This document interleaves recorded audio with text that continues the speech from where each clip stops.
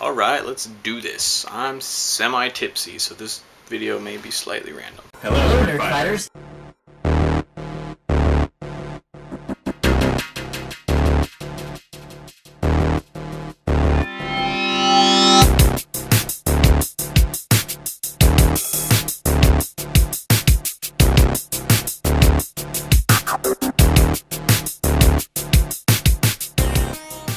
Okay, item number one.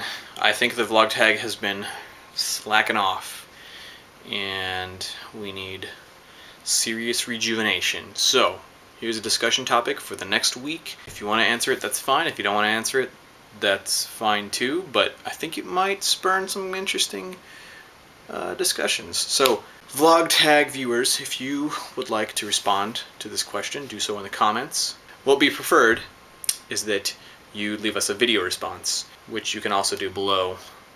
There's a little text. Let's just post a video response. I'm not even going to leave it to approval. Just do it. Record a video responding to the following question and post it below for us to watch and respond to so that we know who you are, because there's lots of you now, or at least quite a few of you, over 100, maybe even 120. I don't know how many exactly there are. There's a lot. Post video responses. I know some of you make videos. Do it. Damn it. The question is, when you die, do you have a will for your online presence? I have lots of things online. I have a Facebook and a MySpace and a YouTube and a blog and Skype, and all of them have different sets of friends. And if I were to die suddenly tomorrow, many of those friends wouldn't know it, because I don't have any kind of thing that says this is what I want done when I'm dead for my online presence. I don't have a video recorded that says, hey, I'm dead, so YouTube would never know. I don't have, like, you know, anybody to deal with my Facebook stuff, and legally no one can touch that stuff. So technically not even, you know, my family or next of kin is allowed to touch it because it's my private property. I just read some article about I think it was somebody in the military that had Facebook, and they were killed in service, and their family couldn't do anything about it as far as like their online presence, because they're not allowed. They don't know the passwords. No one knows my passwords. So who, you know, what happens? No one knows. What do you think should happen? Like, how would you deal with sudden death of, like, yourself and your online presence? Like, what would you do? Second order of business is I'm making stuff now, which is good. I'm crafting rings. This one is broken currently because it already had a crack in it when I started making the ring. And then when I put it on for the first time, my middle knuckle, the hand I wear rings on most often, middle knuckle is all fat. The part where the ring would sit is a little skinnier. So when I put it on, it was supposed to be fitted, and it cracked right at my knuckle. But I went to a store today which makes dulcimers. This guy, Warren May, makes these things called dulcimers as an instrument. I've probably inserted a picture right there. I got some scrap wood from him. I got it for free. This piece, I think this is a maple thing, and it's 50 years old, so it's really dry and really hard. I can get like 2 rings out of the slice because I only need like half of the slice, and then I can also get, you know, quite a few rings there. And then this wood, I don't remember what wood this is, but it's nice. It's real lightweight, but it's really strong. And so I'm gonna make a couple rings out of this. And then I've already started to make a ring out of this stuff. This is, oh, what is this called? It's not cedar, it's cherry wood. And it's a flame cherry wood, so it's got this, like, it's really nice color. And it's a burl piece. And a burl is really, I think, they're not exactly sure what creates burl, but it's like a tumor on a tree. And so it's got really weird grain patterns.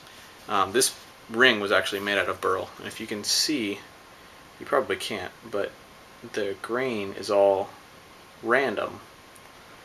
So what happens is it kind of makes these weird intricate grains instead of just having wood grain. And this cherry is a burl piece, so it's got some random graining in it, but it's also really hard. It's about 50 years old, and it was already cut to this size, which is about the same size as the ring. It's a little thicker. So it was like the perfect piece, and I got this piece for 50 cents, this piece for free, and this piece for free.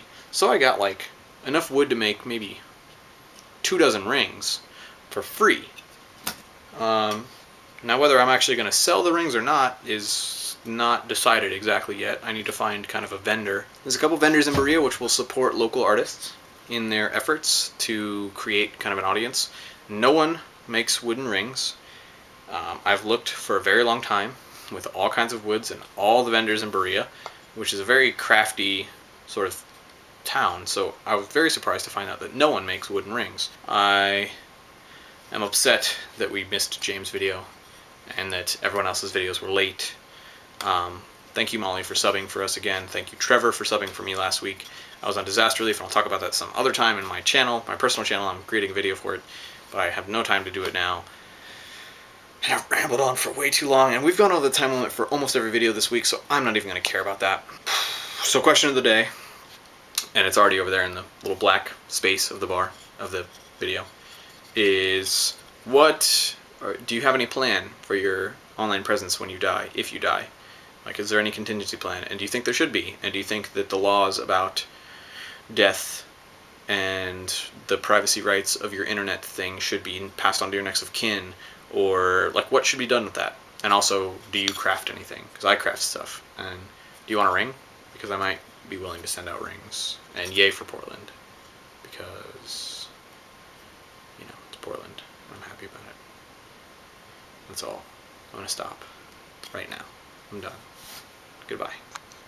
Helen, you're it. I remembered without even having to think about it.